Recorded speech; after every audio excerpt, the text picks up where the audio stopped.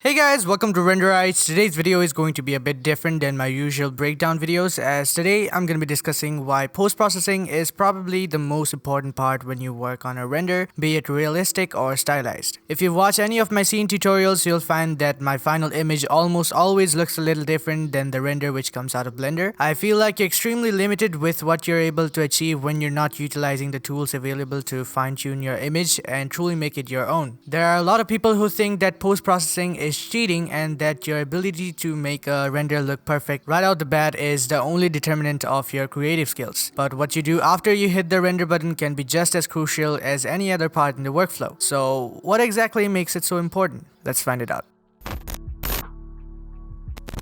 The first reason could be the ability to alter the colors and levels in your image. When you first hit render, the output you'll get would most likely lack enough brightness or contrast, and the colors might seem flat or all over the place. This can be fixed during the post-processing stage. You can even do it right inside of Blender using the compositor. To know more about how it works, watch one of my videos about using the Blender compositor for post-processing right here. I mainly use Photoshop for post-processing my renders to adjust the colors in my renders to make it look more or less pleasing and accurate to what I imagined it to be. The best example I can show you is my atmospheric scene render, where I transformed this render into this image, which has way better contrast and color saturation, and overall it is much more attractive to look at. Another major reason why you might want to consider post-processing your renders would be to add new elements to your images that might make it better. For example, I made this Arctic sci-fi scene a while ago which looks something like this, but the render from Blender didn't have any snow particles in it. This was added later in Photoshop because I don't have a PC powerful enough to run particle simulations of this magnitude. Another example would be my latest work on the balcony scene, where there was a lot of adding and removing of elements involved to match with the original photo as close as possible. It's hard to recreate perfectly accurate lighting right inside of Blender with only one reference image, so you kind of have to exaggerate some of the details using post-processing, like the shadows, the highlights, and tweak some of the colors accordingly. An often overlooked fact is that you can sometimes get unwanted artifacts in your renders which you never knew existed before you made your final render, and it's quite annoying to re-render something that took super long to begin with only to remove that tiny little mistake. I'm referring to, again, my balcony scene as I speak of this. The original render had a hole in the wall due to displacement, through which you can sort of see the HDRI in the background, which was later removed in Photoshop using the heal tool. Another example was my ambient scene in Blender 2.8, where there was a floating tree off in the background, and that was a major distraction, at least for me. So instead of rendering the image out again without the tree, I got rid of it in the post-processing stage. Your renders can also be taken one step further in the post-processing stage by adding lots of personality to your renders. The bird scene looked kind of like this coming out of Blender, which I color corrected in Photoshop,